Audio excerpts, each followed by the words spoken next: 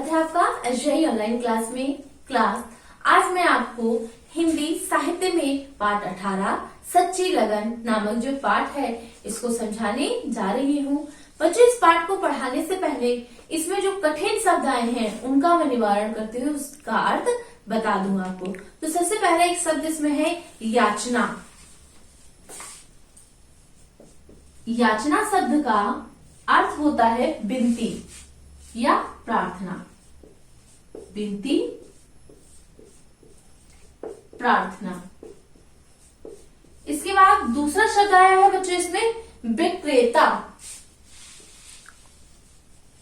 विक्रेता शब्द का अर्थ होता है बेचने वाला। बेचने वाला। इसके बाद नेक्स्ट शब्द है विक्रय। विक्रय का अर्थ होता है बेचना। विक्रय शब्द का अर्थ होता है बेचना। अगला शब्द है बच्चों दाखिला। दाखिला का अर्थ होता है प्रवेश। दाखिला शब्द का अर्थ हुआ प्रवेश। आपने सुना होगा पहले अधिकतर लोग कहते थे कि मैं अपने बच्चे का दाखिला कराने जा रहा हूं, तो क्या है, प्रवेश कराने जा रहा हूं। इसके बाद है अनाथ। अनाथ का अर्थ होता है, अनाथ शब्द का अर्थ हुआ जिसके माता पिता ना हो।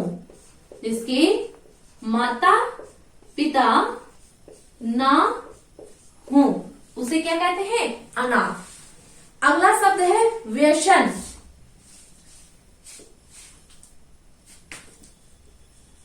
व्यसन। व्यसन शब्द का अर्थ हुआ बुरी आदत। बुरी आदत। इसके बाद नेक्स्ट शब्द है विपदा। विपदा का अर्थ हुआ संकट। एक और शब्द है बच्चों इसमें बख्शीश। बख्शीश। बख्शीश शब्द का अर्थ हुआ इनाम। अब बच्चों ये कठिन शब्द हो गए हैं। याचना मीन्स विनती, प्रार्थना। विक्रेता मीन्स बेचने वाला। विक्रय मीन्स बेचना। दाखिला मीन्स प्रवेश। अनाथ मीन्स जिसके माता पिता ना हो। इसके बाद बच्चों व्यसन मीन्स बुरी आदत, विपदा मीन्स संकट और बख्शीश मीन्स इनाम।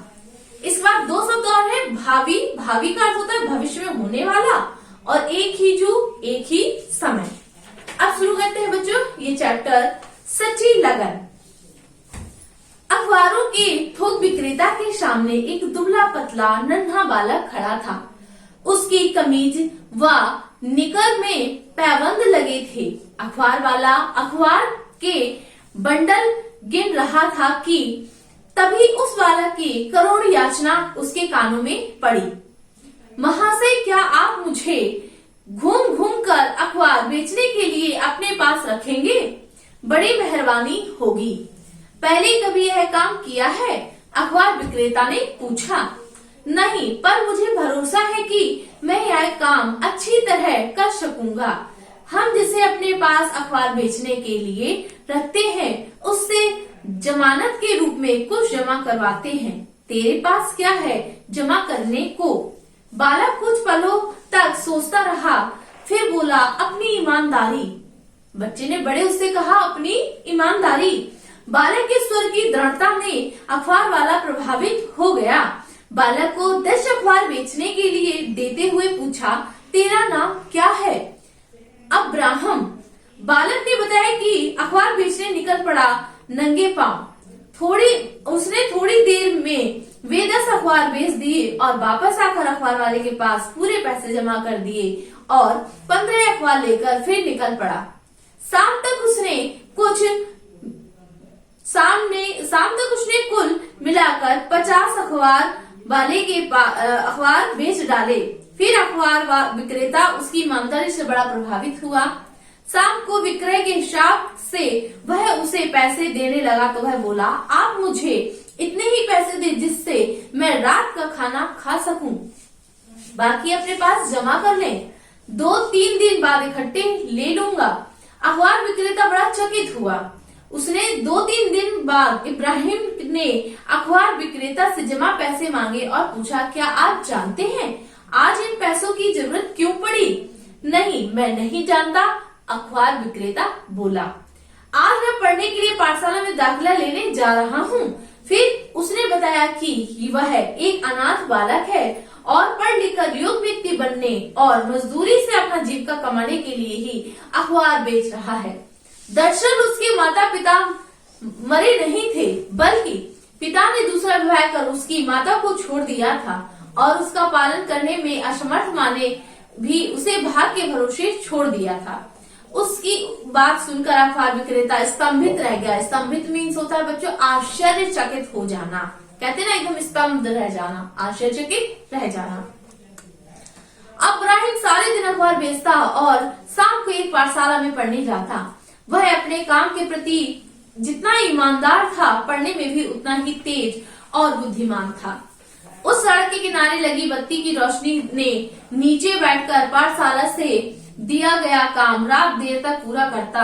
रात होने पर उसे नींद आती तो अखबार विक्रेता की दुकान की पहरेदारी की एक टाट लगाकर पड़ा रहता।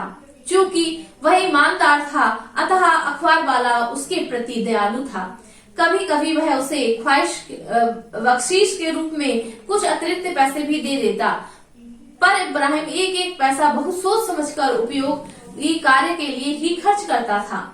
अधिकांश पैसे वह अच्छी पुस्तकें खरीदने में ही व्यस्त करता था। ना तो उसे कोई फालतू शौक था और ना व्यसन। 14 वर्ष का होते होते इब्राहिम ने मिडिल परीक्षा पास कर ली थी। उसका मालिक अखबार विक्रेता बूढ़ा हो चला था और काम करने का उसका उत्साह पूर्वत न रहा था। उसका सारा कामकाज इब्राहिम ही देखता था। इतना ही नहीं, उसकी सेवा टहल भी कर दिया करता था। मालिक अब उसे साप्ताहिक वेतन देता था। वह वेतन की कुछ राशि अपने खाने खर्च करता, रखकर अपने लिए मालिक के पास रखकर जमा कर देता था कि आगे काम आएंगे। ऐसा वह इसलिए कर रहा था कि अवकाश के बाद विद्यालय फिर खुलेगा तो हाई स्कूल में दाखिला लेने के लिए उसे अधिक रकम की जरूरत पड़ेगी। तब पुस्तकों की पर भी पहले इसकी अपेक्षा अधिक खर्च जाएगा। कभी कभी विपदा इतनी अकस्मात और दबे पांव आती है कि आहट नहीं होती। इब्राहिम के साथ भी कुछ ऐसा हुआ। उसके अखबार विक्रेता मालिक की दुकान व उससे लगे घर में आग लग गई। न सिर्फ सब कुछ जलकर भस्म हो गया, बल्कि आग की चपेट में झुलसकर मालिक भी चल बसा।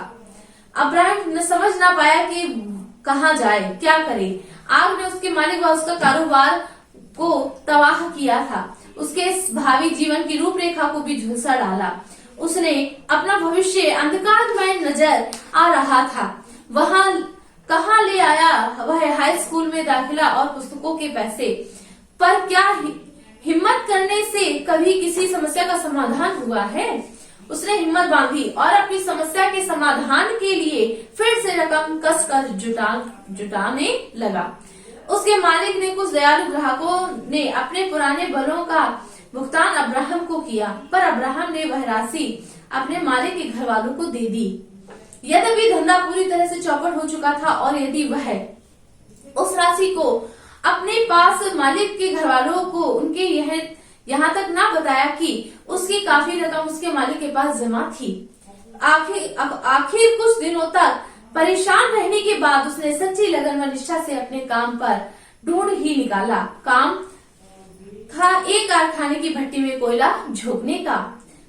इस काम से उसे जो भी परिश्रम मिलता उससे वह एक ही जून खाना खाकर बाकी पैसे जमा करता, क्योंकि अब विद्यालय खुलने में मात्र 1 माह रह गया था।